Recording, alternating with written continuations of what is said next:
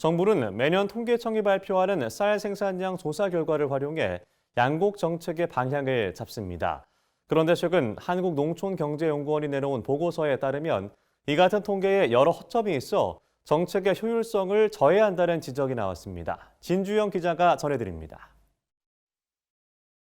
정부는 지난해 11월부터 쌀값 하락을 막고자 한 번에 5만 톤씩 총 4차례에 걸친 시장 격리를 추진했습니다.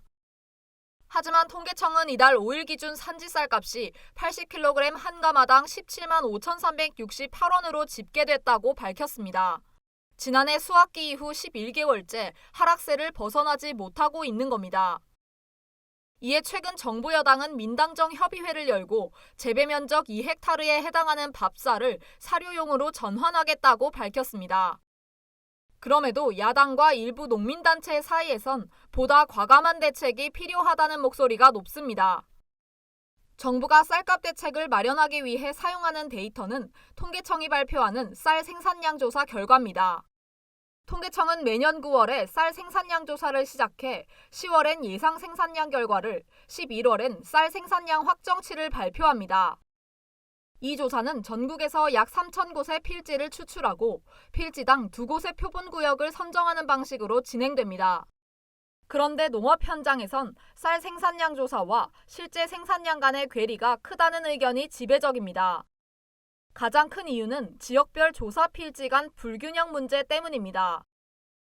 농경연이 최근 내놓은 보고서에 따르면 한 곳의 조사 필지가 대표하는 재배 면적은 강원도의 경우 91.4헥타르인 반면 충남도는 376.1헥타르로 지역별 편차가 컸습니다.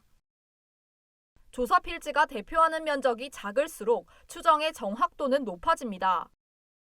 일본의 경우는 한 조사 필지 표본이 대표하는 면적이 125.1헥타르지만 한국은 227.4헥타르에 달합니다.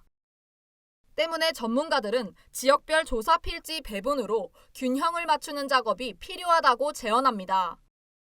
한국이 4.6%인데 6% 조사를 하고 있고 충남은 18.6%인데 11%만 조사하고 있고 정확하게 비례적으로 해석을 하고 보기는 어렵잖아요. 통계적으로 많도는 줄이는 것도 매우 중요하다고 보거든요.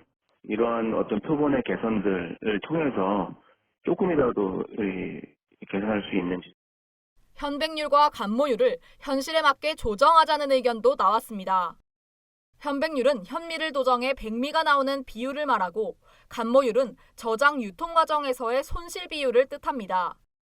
통계청이 쌀 생산량을 추정할 때 사용하는 이 두 가지 기준은 과거 기준을 준용하고 있습니다. 때문에 생산량 추정치와 실제 시장 공급량 사이에 괴리가 발생할 가능성이 큽니다. 예를 들어 2023년 쌀 생산량 추정치는 현백률 92.9%를 적용하면 생산량이 370만 톤이지만 90.4%를 적용하면 360만 톤으로 약 10만 톤의 차이가 있습니다. 통계청은 2010년까지 현백률 92.9%를 적용하다 이후부터는 90.4%를 적용한 추정치를 함께 발표하고 있습니다. 보고서는 쌀 생산과 도정 유통 과정의 현행화를 통해 쌀 생산량 추정의 정확도를 제고할 필요가 있다고 강조했습니다. NBS 진주영입니다.